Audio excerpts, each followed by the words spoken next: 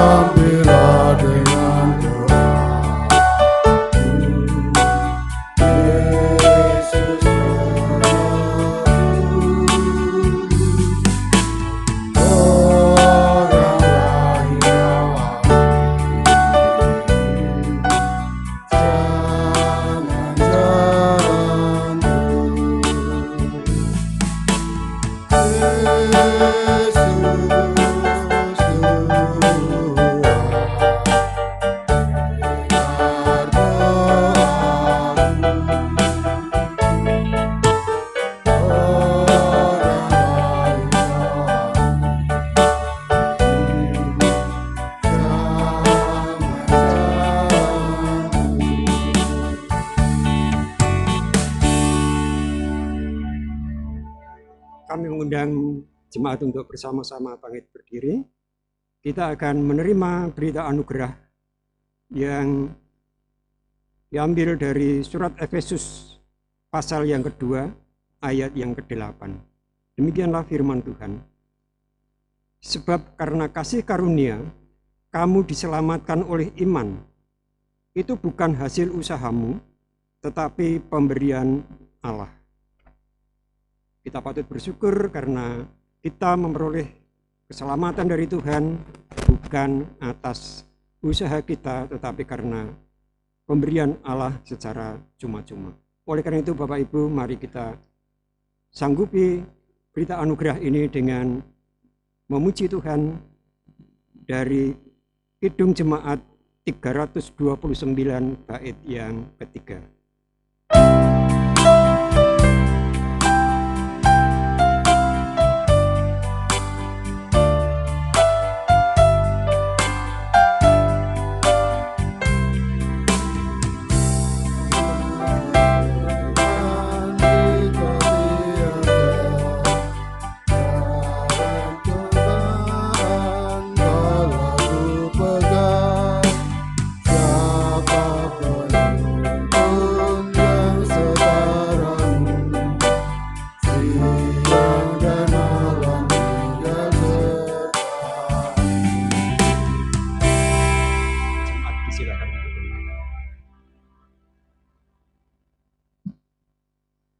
Kita akan bersama-sama mendengarkan firman Tuhan dan menyambut firman Tuhan ini. Mari kita berdoa, saya hantarkan. Kembali datang menghadap hadirat-Mu ya Tuhan pada saat ini. Kami boleh bersyukur dan terima kasih sampai tempat ini dalam sukacita. Tuhan, saat ini kami akan membaca serta merenungkan sebagian dari firman-Mu. Kiranya Tuhan berkati, Tuhan persiapkan hati dan pikiran kami, agar kami boleh menerima firman-Mu dengan penuh sukacita.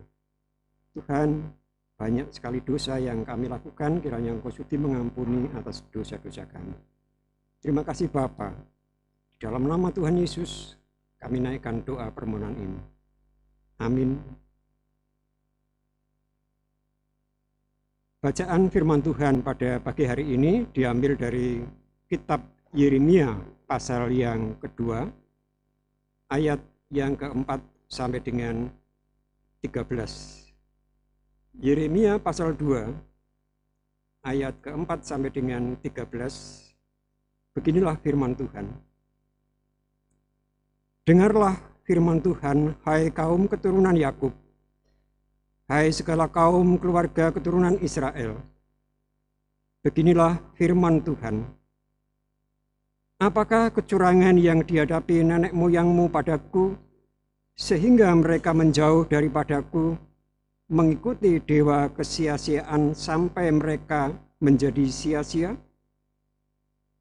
Dan mereka tidak lagi bertanya, di manakah Tuhan yang menuntun kita keluar dari tanah Mesir, yang memimpin kita di padang gurun, di tanah yang tandus dan yang lekak-lekuk, di tanah yang sangat kering dan gelap, di tanah yang tidak dilintasi orang dan yang tidak didiami manusia. Aku telah membawa kamu ke tanah yang subur dan segala yang baik daripadanya. Tapi segera setelah kamu masuk, kamu menajiskan tanahku. Tanah milikku telah kamu buat menjadi kekejian. Para imam tidak lagi bertanya, "Di manakah Tuhan?"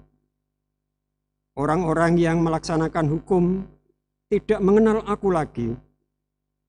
Dan para gembala mendurhaka terhadap aku. Para nabi berbuat demi Baal. Kami ulangi, para nabi bernubuat demi Baal. Mereka mengikuti apa yang tidak berguna. Sebab itu, aku akan berbantah lagi dengan kamu. Demikianlah firman Tuhan. Dan dengan anak cucumu, aku akan berbantah. Menyeberang sajalah ke tanah pesisir orang Kitim, dan lihatlah, suruhlah orang ke Kedar, dan perhatikanlah dengan sungguh-sungguh. Lihatlah, apakah ada terjadi yang seperti ini? Pernahkah suatu bangsa menukarkan Allah?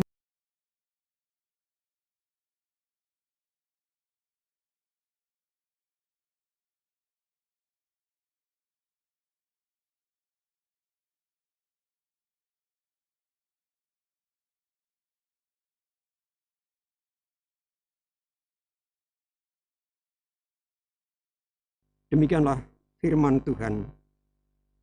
Sebab 2 kali umatku berbuat jahat. Mereka meninggalkan aku sumber air yang hidup untuk menggali kolam bagi mereka sendiri, yakni kolam yang bocor yang tidak dapat menahan air. Demikianlah sabda Tuhan. Diberkatilah kita yang mendengar dan melakukan sabdanya di dalam laku keseharian kita. Haleluya.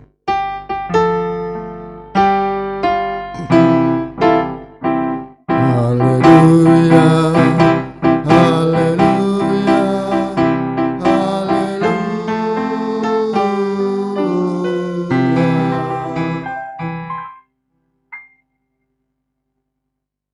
Bapak, Ibu, saudara-saudara, dan anak-anakku semuanya yang terkasih di dalam Tuhan Yesus Kristus.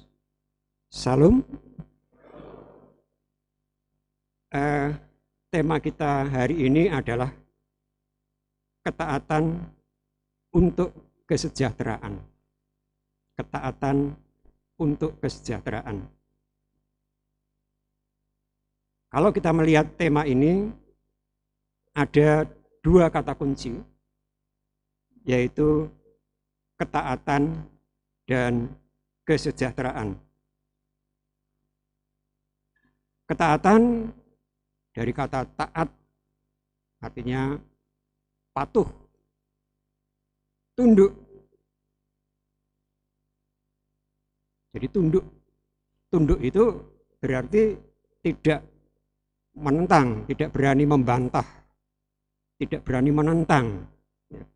Nah, sekarang pertanyaannya, taat, patuh, atau tunduk kepada siapa? Kita diharapkan untuk bisa taat. Kita tunduk kepada siapa? Tentunya adalah kepada aturan atau hukum Tuhan, jika itu dalam konteks hubungan antara manusia dengan Tuhan. Dan juga taat atau patuh kepada negara dalam konteks hubungan antara warga negara dengan negara, ataupun kepada aturan-aturan yang lain. Bapak Ibu yang terkasih di dalam Tuhan Yesus Kristus, kita sebagai warga negara harus taat kepada hukum negara. Nah, kita tahu bahwa negara kita punya banyak produk hukum atau aturan yang semuanya dibuat oleh negara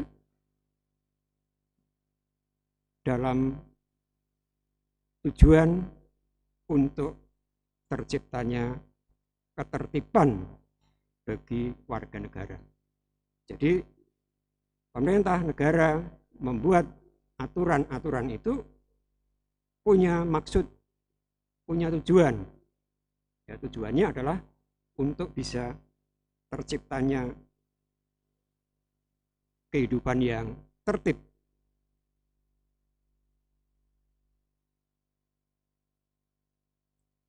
Nah, hukum atau aturan bagi warga negara untuk bisa tercipta ketertiban tadi, maka bukan untuk dimengerti atau dipahami oleh setiap warga negara. Jadi hukum itu bukan sekedar untuk dipahami, untuk dimengerti saja, tetapi lebih dari itu, yaitu untuk ditaati, dipatuhi. Namun pada kenyataannya tidak bisa kita pungkiri bahwa masih ada yang hanya memahami, hanya mengerti terhadap hukum atau aturan-aturan tersebut. Masih banyak orang yang belum mematuhi atau melaksanakan hukum tersebut. Saya ambil contoh, misalnya kita mengenal Undang-Undang Lalu Lintas. Ya, semua orang tahu. Dalam Undang-Undang Lalu Lintas, setiap orang, setiap pengendara sepeda motor di jalan raya misalnya, itu harus mengenakan helm pengaman. Itu tahu, itu kita semua tahu. Tetapi pada awal-awal aturan itu diterapkan, ya, orang berkendara di jalan raya masih enggan untuk mengenakan helm dengan alasan ya ribet dan seterusnya. Bahkan kadang-kadang berkendara di jalan melihat adakah petugas yang di jalan sana. Wah, di sana jarang terjadi ada petugas atau polisi yang ada di jalan tersebut. Maka helm cukup dicantelkan di motor, tidak dipakai. Nah, ini membuktikan bahwa kita hanya mengerti, hanya memahami, tetapi kita belum mau untuk menerapkan, melaksanakan. Demikian juga ketika kita di jalan raya menjumpai rambu-rambu lalu lintas, lampu lalu lintas misalnya, juga semua paham, semua tahu arti dari lampu lalu lintas itu. Kalau hijau itu artinya apa, kuning artinya apa, merah artinya apa. Anak kecil saja sudah tahu, ya. Anak-anak SD itu sudah diajari seperti itu. Apalagi orang dewasa tahu, paham artinya. Tapi apa yang terjadi Bapak Ibu? Ketika melintas sampai pada rambu lalu lintas tersebut, lampu dalam keadaan menyala merah, juga melihat di sana tidak ada polisi, tidak ada petugas di jalan tersebut. ya bablas saja, ya. Langsung aja jalan, walaupun itu sebetulnya membahayakan baik bagi diri sendiri maupun juga orang lain. Nah, inilah akhirnya karena kesadaran itu masih banyak yang belum melakukan, maka di tempat-tempat tertentu pada lampu lalu lintas di sana lalu dipasang CCTV, ya, supaya pelanggaran-pelanggaran itu ketahuan. Tapi coba kalau kita, ya, semuanya mematuhi, ya saya kira tidak perlulah ada CCTV. Ya. Nah, ini membuktikan orang hanya memahami, ya, hanya mengerti, tapi belum melaksanakan.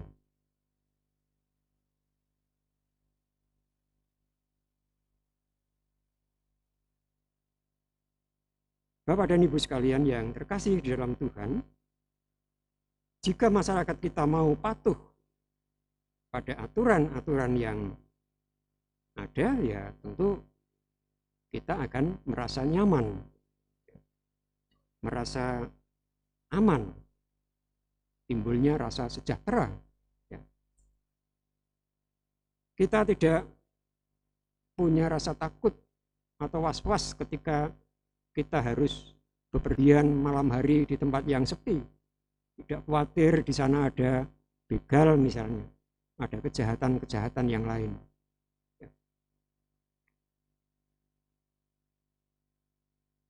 Ketika kita di rumah lupa mengunci rumah atau lupa mengunci sepeda motor yang ada di luar, juga tidak takut ada pencuri. Karena orang sudah tahu bahwa itu adalah pelanggaran. Namun kita sadari Bapak Ibu sekalian, hal itu ya tidak mungkin terjadi mengingat jumlah penduduk kita banyak dan punya karakter yang berbeda-beda serta punya masalah yang berbeda-beda. Mengapa orang mencuri? Mengapa orang melakukan kejahatan? Itu kan ada faktor penyebabnya. Jadi tidak mungkin untuk bisa sepenuhnya masyarakat mematuhi terhadap aturan itu. Tetapi paling tidak kita sebagai anak-anak Tuhan bisa memberikan contoh untuk taat kepada aturan. Jadi mulai dari kita sebagai orang-orang percaya, sebagai anak-anak Tuhan. Demikian juga Bapak Ibu, kalau kita melihat di dalam keluarga kita masing-masing, di dalam keluarga juga ada aturan walaupun tidak tertulis. Kalau seluruh anggota keluarga itu mau mematuhi aturan-aturan dalam keluarga walaupun tidak tertulis, maka keadaan keluarga itu akan tertib, akan menjadi damai, nyaman. Tapi coba apabila ada satu dua yang tidak mau mematuhi, sebagai contoh pada hari seperti ini misalnya hari Minggu, kita harus beribadah mulai pukul 7. Ada yang sudah persiapan jam berapa harus bangun supaya tidak terlambat. Tapi ada satu dua yang dalam keluarga itu ada yang lelet misalnya, bangunnya agak kesiangan, sehingga ketika mau berangkat bisa terlambat. Timbulnya apa? Perasaan marah atau istilah kasarnya dongkol ya. Kita mau beribadah bukan dengan rasa damai, tetapi perasaan tidak senang, perasaan marah. Nah, hal itu hendaknya bisa dihindari Bapak sekalian. Demikian juga kita sebagai umat Tuhan dalam konteks hubungan antara manusia dengan Tuhan juga diwajibkan untuk mematuhi terhadap hukum-hukum Tuhan itu sendiri. Kalau kita lihat bacaan tadi dari kitab Yeremia pasal 2 ayat 4 sampai 13, di sini mengisahkan tentang bagaimana Tuhan berbicara kepada bangsa Yehuda melalui Nabi Yeremia. Di sana Tuhan menegur bangsa Yehuda melalui Nabi Yeremia. Mengapa sampai bangsa Yehuda ditegur oleh Tuhan? Kita baca pada ayat yang kelima dan keenam. Di sini dikatakan, beginilah firman Tuhan. Apakah kecurangan yang didapati nenek moyangmu padaku sehingga mereka menjauh daripadaku? Mengikuti dewa kesia-siaan sampai mereka menjadi sia-sia. Jadi mengikuti dewa kesia-siaan. Ayat 6, dan mereka tidak lagi bertanya, di manakah Tuhan yang menuntun kita keluar dari tanah Mesir, yang memimpin kita di padang gurun, di tanah yang tandus dan yang lekak-lekuk, di tanah yang sangat kering dan gelap, di tanah yang tidak dilintasi orang dan yang tidak didiami manusia.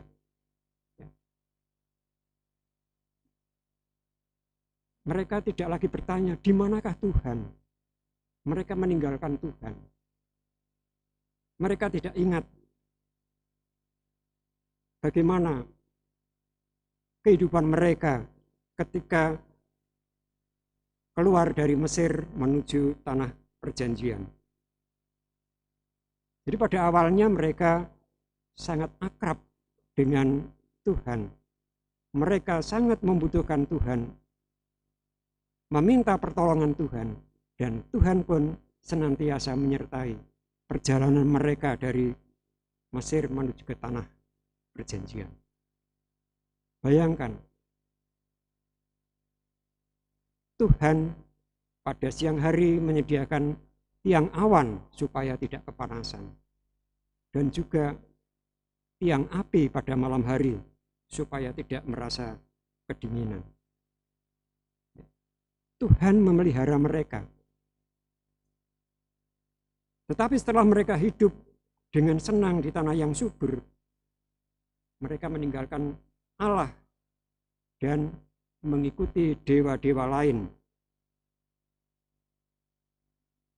Dan ini juga terjadi, dilakukan oleh para imam, para nabi yang tidak peka terhadap kuasa Allah. Kita lihat pada ayat yang ke-8. Di situ dikatakan, para imam tidak lagi bertanya, di manakah Tuhan? Jadi bukan hanya orang biasa, para imam, ya, tokoh agama. Mereka sudah tidak lagi bertanya, di manakah Tuhan? Mereka sudah melupakan Tuhan. Ya. Mereka sudah menjauh. Seolah-olah Tuhan sudah tidak berguna, sudah tidak penting. Ya. Hidup mereka yang semula banyak ditolong oleh Tuhan, tapi setelah sampai pada tempat yang menyenangkan, mereka melupakan Tuhan. Mereka sudah menjauh dari Tuhan. Ibarat pepatah, kacang lupa akan kulitnya. Jadi mereka tidak ingat lagi siapa mereka sebenarnya dulu. Mereka begitu mengalami kesulitan. Tuhan yang pelihara dengan kemurahannya. Tuhan tidak pernah meninggalkan mereka. Bapak, Ibu, saudara-saudara yang terkasih di dalam Tuhan, di sini mulai muncul sifat sombong. Ya. Merasa tidak perlu lagi adanya penyertaan Tuhan karena merasa sudah bisa hidup dengan enak. Mulailah pikiran sombong bagi mereka. Nah, ini juga harus kita waspadai, kita perlu hati-hati. Karena semua orang percaya juga akan diperhadapkan dengan pencobaan yang sama, yaitu melupakan kebaikan Tuhan. Ini kita sebagai orang percaya, kita harus hati-hati. Jangan sampai kita menjadi sombong sampai akhirnya melupakan Tuhan. Bapak Ibu sekalian, paling tidak ada dua hal yang menyebabkan orang lupa dan meninggalkan Tuhan. Yang pertama, karena mereka telah hidup dengan senang. Ya. Kita kadang-kadang kalau dalam keadaan baik-baik saja, kita sehat, aman-aman saja, tidak ada masalah, ekonominya baik, itu bisa lupa kepada Tuhan, meninggalkan Tuhan. Misalnya hari Minggu kita perlu bersyukur, beribadah, ya karena ekonomi baik, kita tidak peduli. Ya. Hari Minggu waktunya untuk rekreasi, ya, lupa atas pemeliharaan Tuhan. Nah, itu hendaknya tidak terjadi pada kita. Atau sebaliknya yang kedua, sedang mengalami persoalan atau pergumulan yang berat. Ketika kita mengalami beban pergumulan yang berat, sudah memohon kepada Tuhan, tapi Tuhan belum menjawabnya. Di situ mulai timbul pemikiran, adakah Tuhan? Kok saya masih tetap hidup semacam ini? Kok kita masih tetap belum terlepas dari beban yang berat? Tidak lagi mempercayai adanya Tuhan. Dan meninggalkan Tuhan.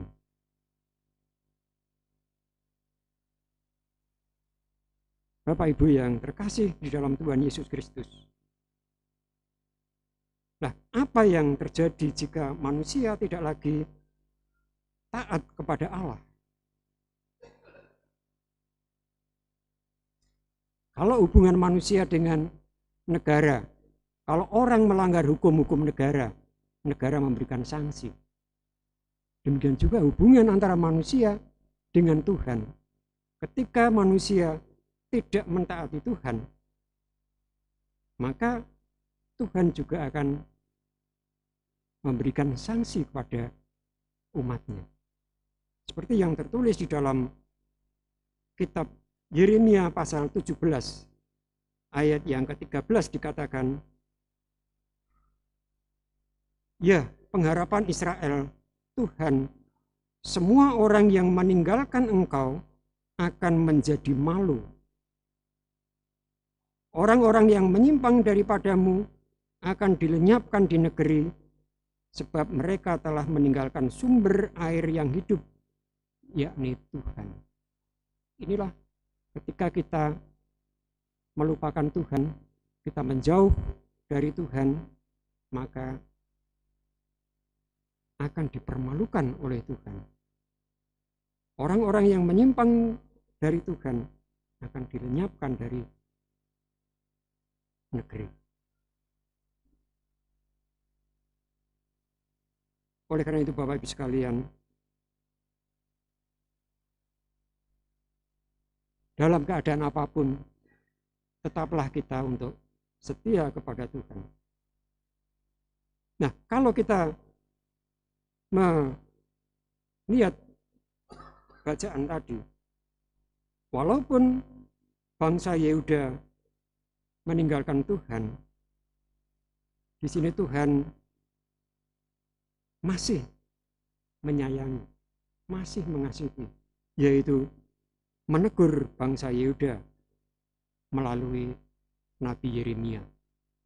Menegur itu sebagai tanda bahwa Tuhan masih mengasihi. Seperti kita selaku orang tua, manakala ada anak kita yang menyimpang, melakukan kesalahan, sebagai rasa kasih orang tua kepada anak, tentu orang tua tidak akan membiarkan. Orang tua tentu akan menegur supaya tidak terlampau jauh melakukan kesalahan. Demikian juga Tuhan. Tuhan menegur bangsa Yehuda melalui Nabi Yeremia supaya jangan meninggalkan Allah, supaya dalam kehidupan senantiasa bersandar kepada Allah. Bapak dan Ibu yang terkasih di dalam Tuhan Yesus Kristus, bacaan kita pada ayat yang ke-13 dikatakan, sebab 2 kali umatku berbuat jahat. Mereka meninggalkan aku sumber air yang hidup untuk menggali kolam bagi mereka sendiri, yakni kolam yang bocor yang tidak dapat menahan air. Ya. Jadi pada ayat yang ke-13 dikatakan menggali kolam yang bocor digali, itu artinya melakukan pekerjaan yang sia-sia, tidak ada manfaatnya. Dan umat Allah pada perjanjian lama ini melakukan 2 dosa yang mendasar, yaitu meninggalkan Tuhan sebagai sumber air hidup, dan yang kedua memuja Allah lain. Nah, apakah saat ini kita masih ada yang memuja Allah lain atau berhala-berhala? Ilah lain atau berhala pada zaman sekarang juga masih ada, yaitu dalam bentuk harta benda, bisa dalam bentuk kedudukan atau kehormatan dan seterusnya. Tuhan tidak melarang umatnya untuk memperoleh harta benda yang banyak, untuk menjadi kaya. Tuhan tidak melarang itu.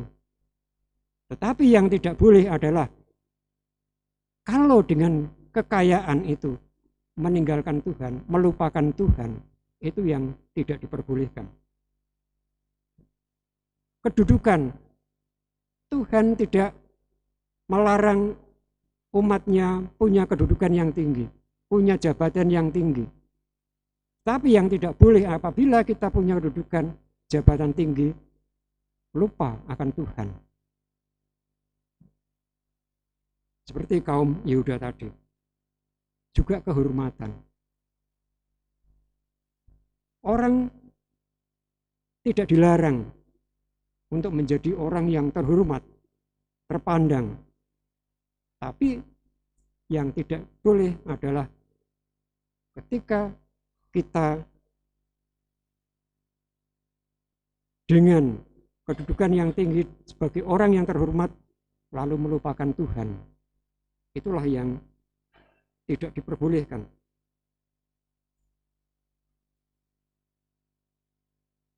Jadi Tuhan menghendaki agar kita taat kepadanya. Nah, apa buah ketaatan kita kepada Tuhan?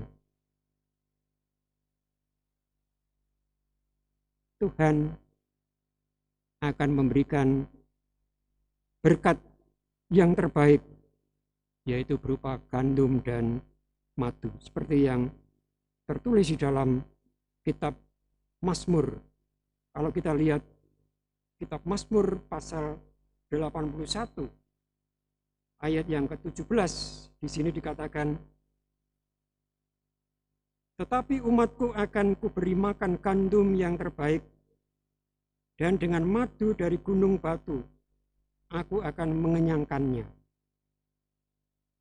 Inilah orang-orang yang taat kepada Tuhan. Gandum dan madu di sini bukan berarti dalam bentuk nyata, yaitu gandum dan madu, tapi ini sebagai perumpamaan. Artinya Tuhan akan memberikan berkat-berkat yang baik bagi kehidupan kita, orang yang taat kepada Tuhan. Untuk itu, bagi Bapak Ibu sekalian yang terkasih, bagi yang saat ini sedang mengalami berbagai macam pergumulan, seberat apapun pergumulan yang kita hadapi, jangan pernah meninggalkan Tuhan. Bagi para pemuda, para pemudi yang saat ini juga sedang bergumul bagaimana mencari pasangan hidup, juga jangan sampai meninggalkan Tuhan. Karena pada akhirnya Tuhan akan memberikan yang terbaik. Bagi yang masih mengalami pergumulan, masalah, belum memperoleh pekerjaan, percayalah, karena Tuhan tidak akan membiarkan. Tuhan pasti akan menolong dan memberikan yang terbaik. Bapak, Ibu, dan Saudara yang terkasih dalam Tuhan Yesus Kristus, kita sadari kehidupan manusia penuh dengan segala pergumulan, baik pergumulan yang ringan sampai kepada pergumulan-pergumulan yang berat. Namun, tetaplah setia dan taat kepada Tuhan. Niscaya kita akan memperoleh kesejahteraan dari Tuhan. Karena janji Tuhan itu iya dan pasti. Kiranya firman Tuhan ini dapat menolong kita sekalian. Tuhan memberkati. Amin.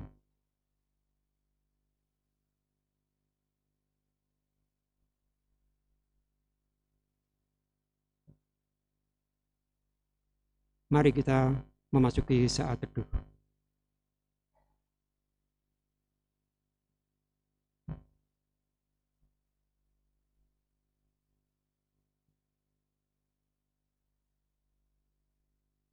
Mari kita berdoa. Terima kasih Tuhan atas firman-Mu pada pagi hari ini yang telah mengingatkan kami, agar kami boleh hidup senantiasa taat kepadamu Tuhan dalam keadaan apapun. Oleh karena itu, kiranya Tuhan Engkau tetap kuatkan iman percaya kami, agar kami tetap setia di dalam mengikut Engkau. Terima kasih Bapa, di dalam nama Tuhan Yesus kami berdoa. Amin.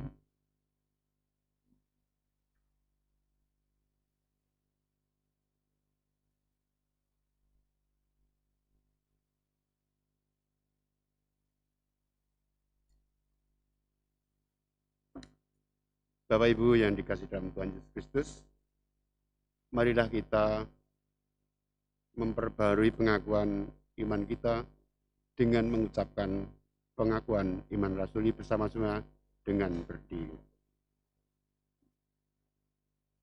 Aku percaya kepada Allah, Bapa yang Maha Kuasa, Khalik langit dan bumi, dan kepada Yesus Kristus, Anaknya yang tunggal Tuhan kita, yang dikandung daripada Roh Kudus, lahir dari anak darah Maria, yang menderita di bawah pemerintahan Pontius Pilatus, disalibkan, mati dan dikuburkan, turun dalam kerajaan Allah. Pada hari yang ketiga, bangkit pula dari antara orang mati, naik surga, duduk di sebelah kanan Allah, Bapa yang Maha Kuasa, dan akan datang dari sana untuk menghakimi orang yang hidup dan yang mati.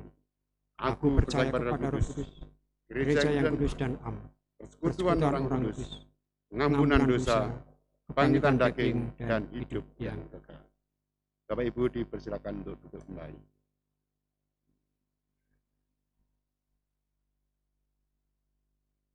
Jemaat yang dikasihi Tuhan, mari kita bersekutu kembali dalam doa.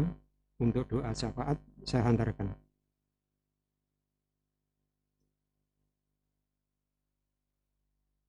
Kembali Tuhan, kami datang menghampiri Engkau saat ini. Terima kasih Bapa, karena sampai saat ini Engkau masih hadir di tengah-tengah kami untuk melaksanakan ibadah pada pagi hari ini. Tuhan, pada ibadah ini kami mau bersama-sama untuk berdoa untuk jemaat Tuhan yang ada di GKJ Pekalongan khususnya. Kiranya Engkau senantiasa menyertai, memberkati bagi saudara-saudara kami yang saat ini sedang mengalami berbagai macam pergumulan. Biarlah Tuhan, Engkau yang akan melepaskannya. Dan Tuhan, saat ini kami juga berdoa untuk rekan-rekan majelis beserta dengan keluarganya. Kiranya Tuhan senantiasa memberikan kesehatan.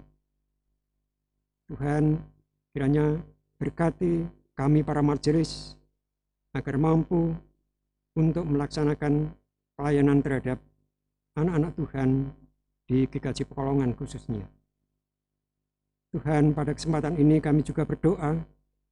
Kami teringat untuk Bapak Pendeta Dwi Argo Mursito yang pada saat ini sedang melaksanakan kegiatan Abrahamic Shekel. Kiranya Tuhan, Engkau tetap menyertai keberadaannya. Tuhan senantiasa memberikan kesehatan. Tuhan jauhkan dari segala sakit penyakit. Dan Tuhan senantiasa berikan sukacita dan kedamaian. Sehingga pada akhirnya beliau boleh kembali ke Pekalongan untuk kembali menggembalakan kami anak-anak-Mu yang ada di GKJ Pekalongan. Ya Tuhan, kami berdoa untuk segenap pengurus komisi, pengurus kelompok. Kiranya Tuhan juga memberkati mereka semua dalam tugas pelayanan mereka. Kiranya Engkau berikan kemampuan. Biarlah semuanya adalah untuk kemuliaan nama Tuhan. Bapa, kami teringat untuk Adi Yuswo, orang-orang tua kami dalam usia yang sudah senja. Secara jasmani sudah mengalami penurunan kekuatan. Tapi kami yakin dan percaya Engkau akan tetap memberikan kekuatan dalam iman sehingga mereka tetap setia kepada Tuhan. Ya Bapa, kami juga berdoa untuk saudara-saudara kami yang saat ini sedang mengalami sakit, baik itu yang dirawat di rumah sakit ataupun dirawat di rumah oleh keluarganya masing-masing. Terkhusus untuk saudara kami Bapak Purnomo Adi yang kami tahu, di mana beliau sedang menjalani perawatan pengobatan di Jogja. Biarlah Tuhan, kiranya Engkau pakai setiap obat, setiap para medis, setiap keluarga yang merawatnya. Tuhan berkati agar bisa membawa kesembuhan bagi mereka. Sehingga mereka pada saatnya boleh kembali berpelayanan, memuji Tuhan, dan senantiasa hidup di dalam Engkau ya Bapa. Bapa Surgawi, kami juga berdoa untuk anak-anak kami yang sedang menempuh pendidikan dari tingkat bawah sampai perguruan tinggi. Berkati mereka semua Tuhan. Kiranya Engkau berikan kesehatan. Berikan kemudahan-kemudahan di dalam mereka menyerap setiap pelajaran. Sehingga anak-anak Tuhan bisa menjadi contoh bagi yang lainnya. Biarlah segala cita-cita, segala harapan mereka boleh terwujud. Kami yakin dan percaya karena Tuhan tidak pernah mengecewakan. Tuhan akan memberi yang terbaik bagi anak-anak-Mu ini. Kami serahkan Tuhan anak-anak-Mu yang berada di luar kota. Biarlah Engkau juga tetap menguatkan iman mereka. Biarlah mereka tetap setia kepada-Mu Tuhan. Ya Bapa, kami serahkan kami semua yang sedang mengalami beban-beban pergumulan, baik masalah ekonomi ataupun masalah-masalah yang lain. Tuhan tahu semuanya ini. Kami yakin dan percaya Engkau akan angkat segala beban hidup yang kami alami. Lepaskanlah ya Bapa, dan biarlah kami boleh sukacita di dalam mengikut Engkau. Tuhan, pada saat ini kami juga berdoa untuk pemerintah bangsa negara kami. Kami serahkan para pemimpin kami, baik dari Bapak Presiden sampai ke tingkat desa, RT, RW. Tuhan berkati mereka semuanya, sehingga mereka Tuhan senantiasa berikan kebijaksanaan. Sehingga di dalam memimpin negara ini, senantiasa takut kepada Tuhan, dan biarlah rasa keadilan, kesejahteraan boleh terwujud. Tuhan, terkhusus pakailah orang-orang percaya yang duduk di pemerintahan. Biarlah Tuhan pakai untuk menjadi saluran berkat bagi orang-orang lain. Terima kasih Bapa di surga. Lengkapi dan sempurnakan doa kami. Karena semua kami minta hanya di dalam nama Tuhan Yesus, Allah dan Juru Penebus kami yang ada di surga. Terima kasih Bapa. Amin. Bapak Ibu sekalian, pada saat ini kita akan bersama-sama mendengarkan pujian dan kesaksian yang akan disampaikan oleh saudari kita, yaitu Mbak Novita Utami. Untuk itu disilakan.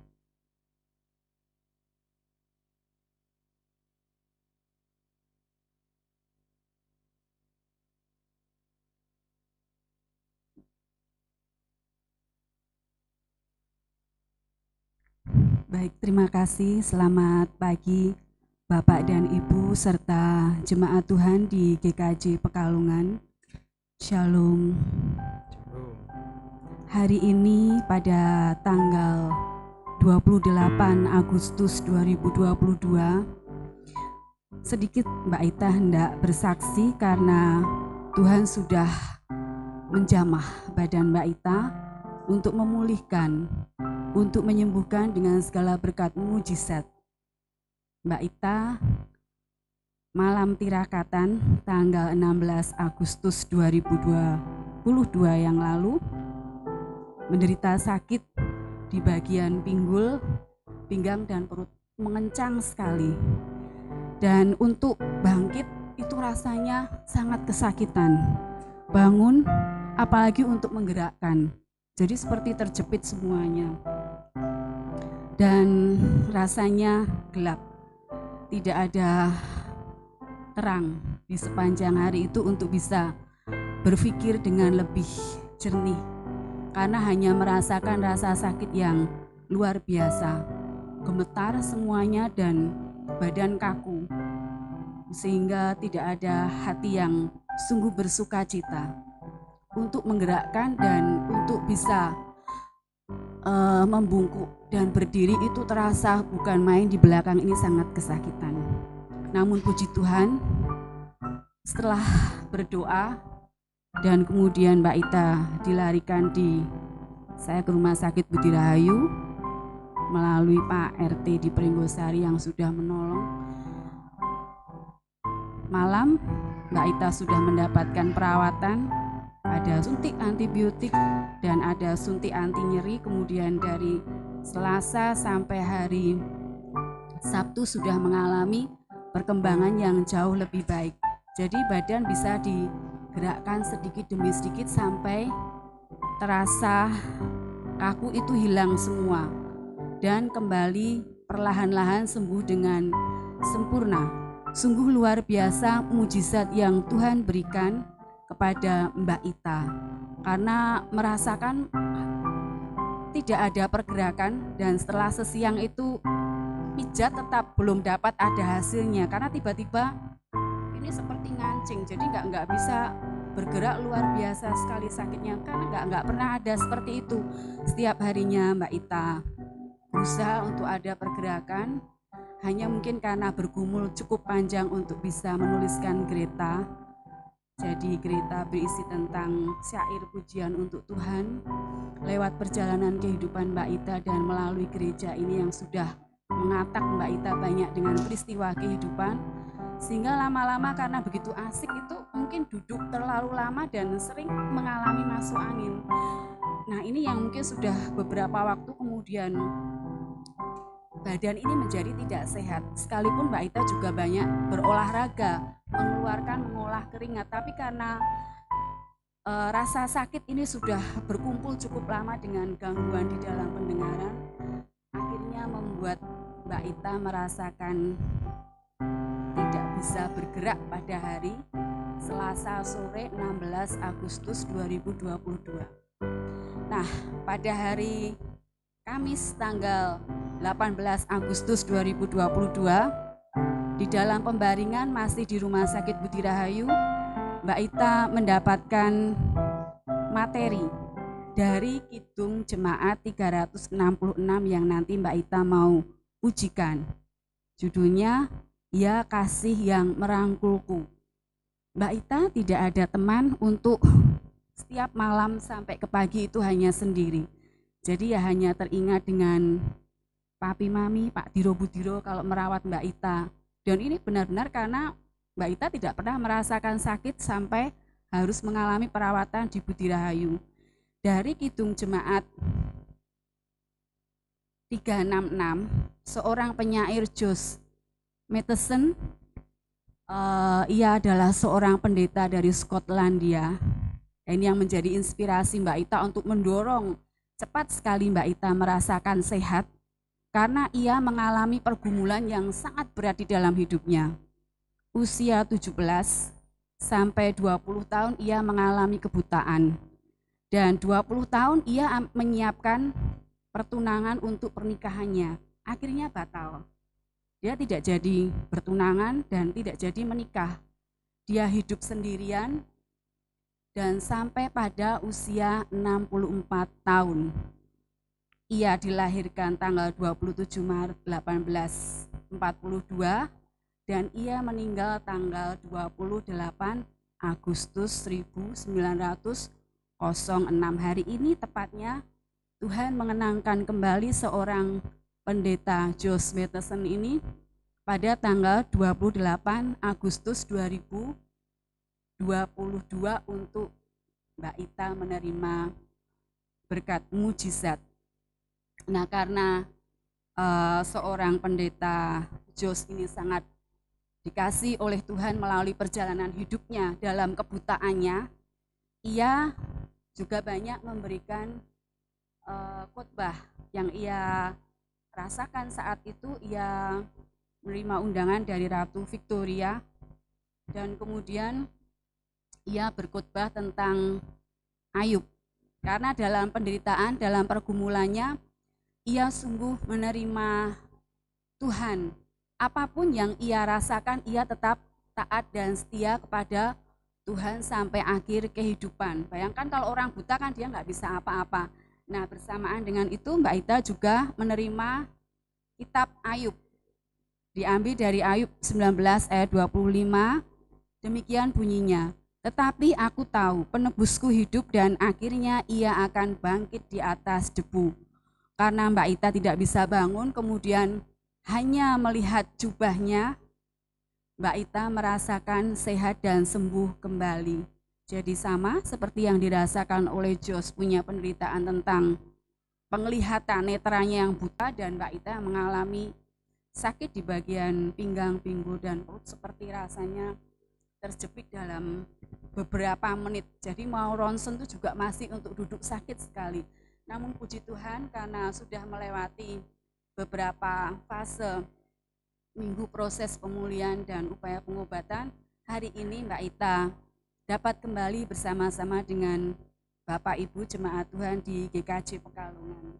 Dan hari ini pula Mbak Ita hendak mempersembahkan pujian dengan judul Ya Kasih yang Merangkulku dari Kidung Jemaat 366. Semoga melalui kidung ini Tuhan akan selalu menolong hari-hari kehidupan Bapak dan Ibu jemaat di GKJ Pekalongan, dan pujian ini dapat menjadi berkat bagi pendengaran Bapak Ibu jemaat di GKJ Pekalongan. Terima kasih.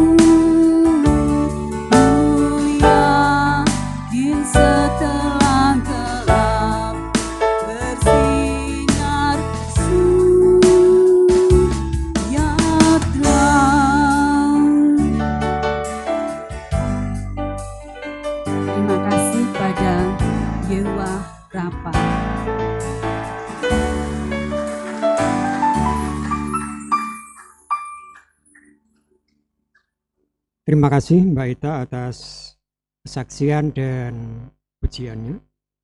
Kita akan mengaturkan persembahan syukur yang akan dipimpin oleh rekan majelis. Terima kasih kepada Mbak Ita tentang perjalanan rohaninya. Semoga perjalanan ini bisa menjadi menguatkan kita di dalam kehidupan kita. Bapak Ibu yang terkasih dalam Tuhan Yesus, sebagai ungkapan rasa syukur kita di dalam kita menjalani kehidupan ini, mari kita mempersembahkan sebagian kecil yang Tuhan berikan kepada kita, baik itu persembahan harian atau persembahan mingguan atau persembahan yang lain, yang mungkin di dalam hari-hari ini gereja mengadakan kegiatan peninggian paving. Sebagai dasar dari persembahan ini, kita mengambil firman Tuhan dari Malaki 3 ayat yang ke-10.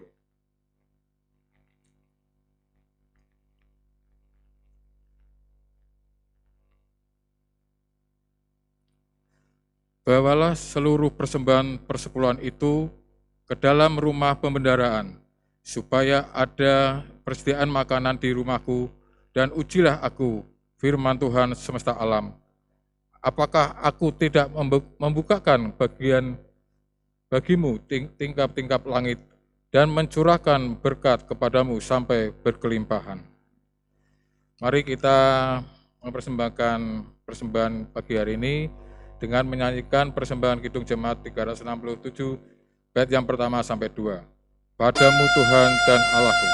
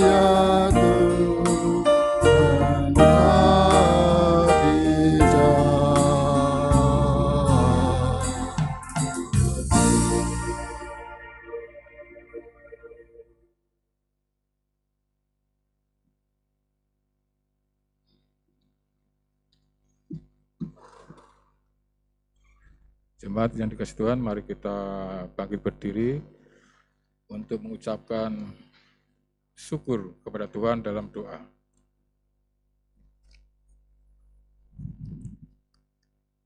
Ya Tuhan, kembali kasih kami menghadap Engkau Tuhan, mengucap syukur Tuhan pada pagi hari ini Tuhan kami boleh mengikuti ibadah dengan keadaan sehat. Tuhan, kami mengucap syukur dan terima kasih atas firman-Mu Tuhan pada pagi hari ini Tuhan, yaitu tentang ketaatan dan kesetiaan Tuhan Yesus.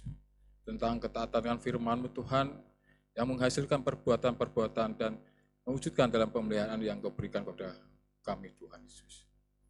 Tuhan, kami juga berdoa Tuhan untuk pada saat ini, kami mempersembahkan sebagian kecil dari rezeki yang Kau berikan kepada kami Tuhan. Di tengah keikhlasan kami, di tengah kerelaan kami Tuhan, kami mempersembahkan ini, kiranya persembahan ini dapat menjadikan pelayanan gereja-Mu semakin luas Tuhan. Tuhan, kami juga berdoa bagi pengelola persembahan ini. Kiranya Engkau berikan petugas pengelola ini kebijaksanaan di dalam mengelola persembahan ini, sehingga semuanya itu berjalan dengan baik. Doa yang tak sempurna ini, kami panjatkan hanya dalam nama Tuhan Yesus Kristus, yang mengajarkan doa Bapa kami.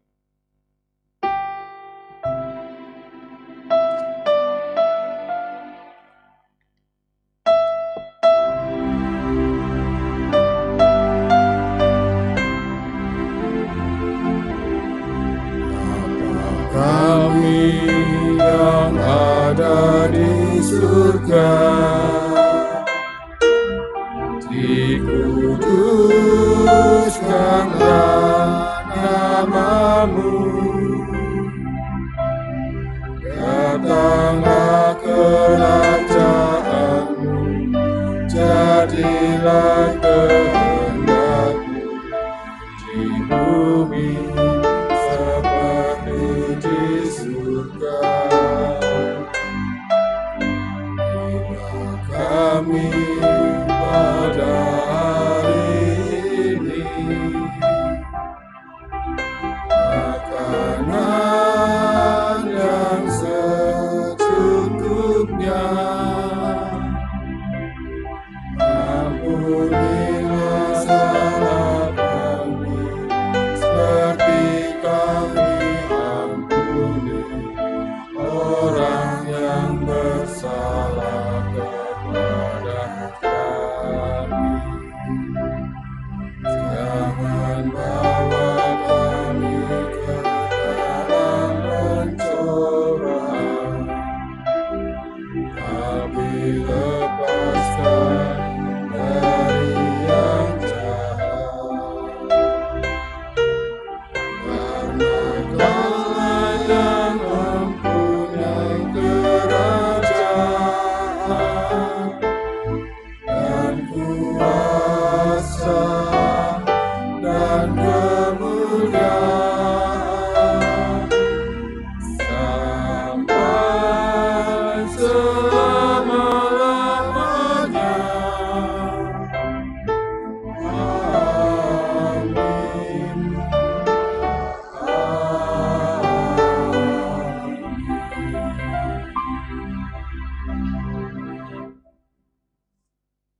Jemaat yang dikasihi Tuhan, marilah kita menjadi berkat bagi semua orang di dalam pengutusan kita, di dalam kehidupan kita dan sekitarnya. Marilah kita menyanyikan nyanyian pengutusan ini dengan Kidung Jemaat 356 bait yang pertama. Tinggallah dalam Yesus, jadilah muridnya, dan seterusnya.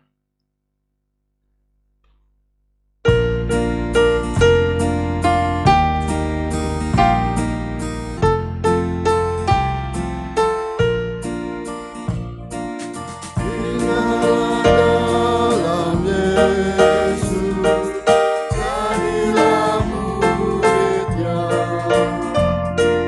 Bacalah firman Tuhan, taat kepadanya. Tinggallah dalam Yesus,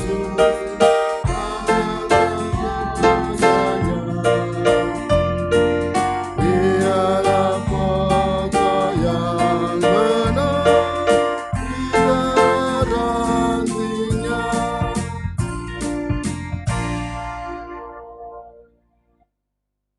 Bapak, Ibu, dan saudara-saudara sekalian, marilah kita memohon berkat kepada Tuhan. Kiranya anugerah Tuhan Yesus Kristus, kasih Allah Bapa dan persekutuan Roh Kudus menyertai kita kini dan selamanya. Amin.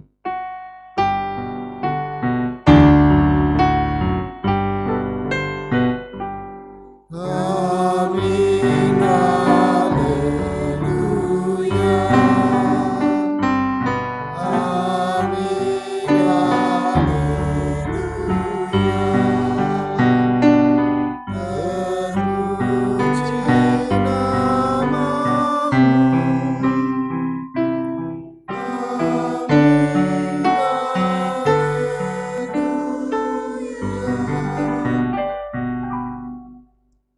Jemaat yang terkasih, kita akan mengakhiri ibadah ini dan akan kembali ke rumah kita masing-masing.